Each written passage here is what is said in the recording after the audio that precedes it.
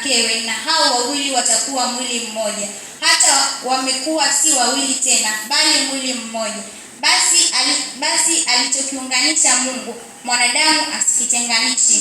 Hata nyumbani tena wanafunzi wakamuuliza habari ya neno hilo. Akawaambia, kila mtu atakayemwacha mkewe, mstari wa 10 nitarudia. Hata nyumbani tena wanafunzi wakamuuliza habari ya neno hilo. Akawaambia, kila atakayemwacha mkewe na kuoa mwingine azini juu yake, na mke akimwacha mumewe na kuolewa na mtu mwingine azini. Mstari wa 13. Basi wakamletea watoto wadogo ili hawaguse.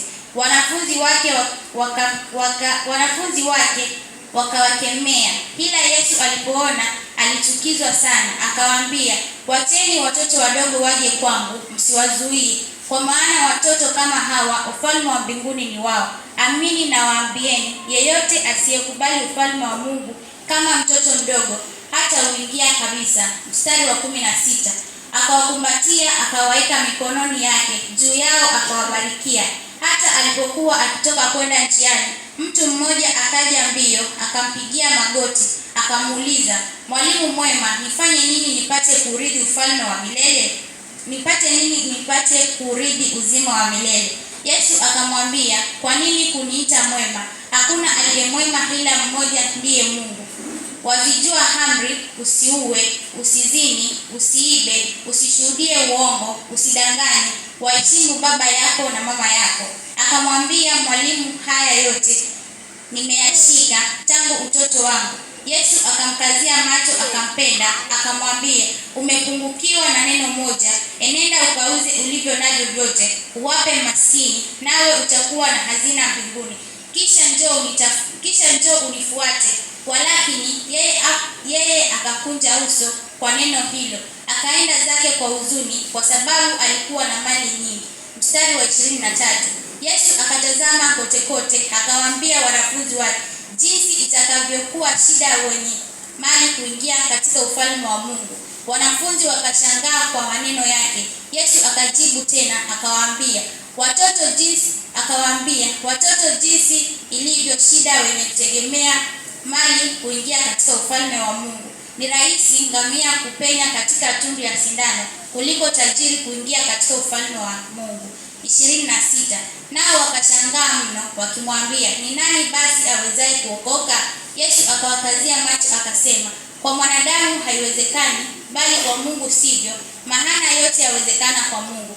Petro akaanza kumwambia, tazama, sisi tumeacha vyote tukakufuata wewe. Yesu akasema, amini nawaambieni, hakuna mtu aliyeacha nyumba au ndugu waume au ndugu wake au mama au baba au watoto wa 30, ila atapewa mara 100 sasa wakati huu, nyumba na ndugu waume na ndugu wake na mama na watoto na mashamba pamoja na udhia, na katika ulimwengu ujao uzima wa milele. 31. Lakini wengi walio wa kwanza watakuwa wa mwisho, na wa mwisho watakuwa wa kwanza. Nao walikuwako njiani, huku wakipanda kwenda Yerusalemu, na Yesu alikuwa akiwatangulia. Wakashangaa nao katika kufuata za mambo yatakayompata, akisema, angalieni, tunapanda kwenda Yerusalemu, na mwana wa Adamu atatiwa mikononi mwa wakuu wa makuhani na waandishi, nao watamhukumu afe. Wakamtia mikononi kwa mataifa, nao watamdhihaki na kumtemea mate na kumpiga mijeledi na kumuua, na baada ya siku 3 atafufuka.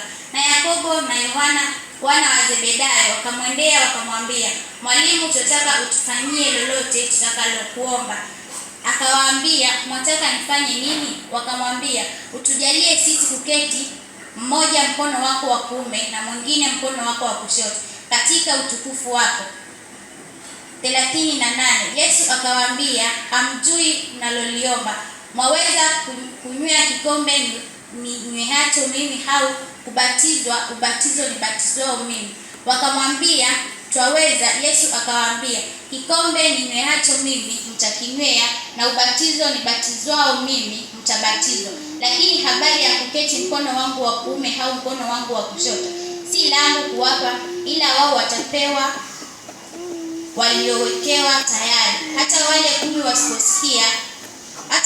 10 waliposikia wakaanza kuwakasirikia Yakobo na Yohana.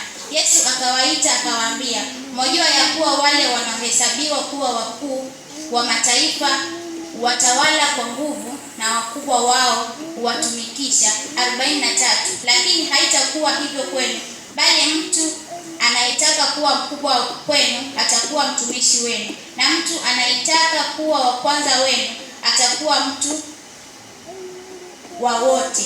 Kwa maana Mwana wa Adamu naye hakuja kutumikiwa, bali kutumika, na kutoa nafsi yake iwe faida ya wengi.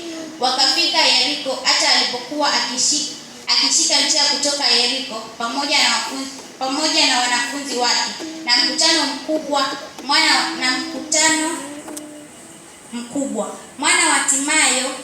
Batimayo yule mwombaji kipofu alikuwa ameketi kando ya njia.